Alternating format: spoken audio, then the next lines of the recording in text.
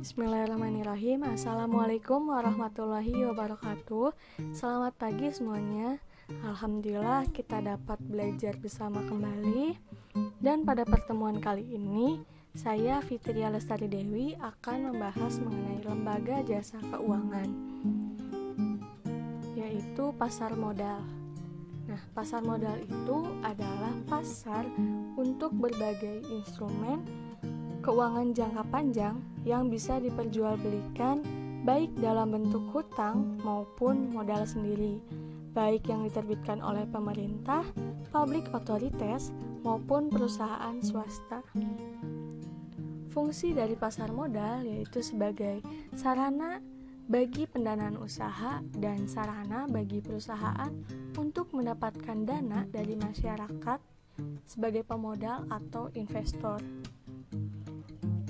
Dana yang diperoleh dari pasar modal dapat digunakan untuk pengembangan usaha, ekspansi, penambahan modal kerja, dan lain-lain, sehingga masyarakat dapat menempatkan dana yang dimilikinya sesuai dengan karakteristik keuntungan dan risiko masing-masing instrumen. Selanjutnya ada peran pasar modal, yaitu sebagai lembaga perantara keuangan selain bank dan memungkinkan pemodal investasi. Selanjutnya ada lembaga penunjang, adalah institusi penunjang yang turut serta mendukung pengoperasian pasar modal yang bertugas dan berfungsi melakukan pelayanan kepada pegawai dan masyarakat umum.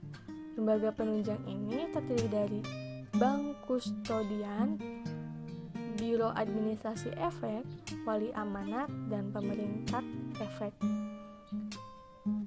Bank kustodian adalah bank yang mendapatkan persetujuan dari otoritas jasa keuangan untuk bertindak sebagai pihak yang memberikan jasa penitipan efek dan harta lain yang berkaitan dengan efek serta jasa lain.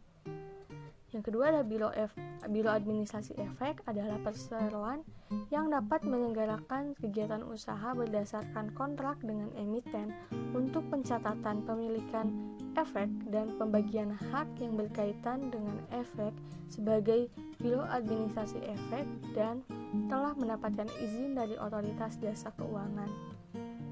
Yang ketiga, wali amanat adalah pihak yang mewakili kepentingan pemegang efek bersifat utang atau sukuk untuk melakukan penuntutan baik di dalam maupun di luar pengadilan. Yang terakhir ada perusahaan pemeringkat efek, adalah penasihat investasi berbentuk perseroan terbatas yang melakukan kegiatan pemeringkatan dan memberikan peringkat. Selanjutnya ada instrumen pasar modal. Yang pertama ada saham, adalah tanda penyertaan modal dari perusahaan atau PT. Yang kedua ada obligasi, adalah surat hutang suatu perusahaan yang akan dibayar pada waktu jatuh tempo sebesar nilai nominalnya.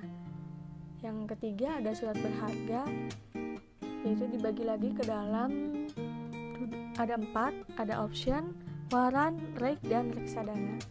Option adalah surat pernyataan yang dikeluarkan oleh seseorang atau lembaga, tetapi bukan emiten, yang memberikan hak kepada pemegangnya untuk membeli saham dan menjual saham pada harga yang telah ditentukan sebelumnya.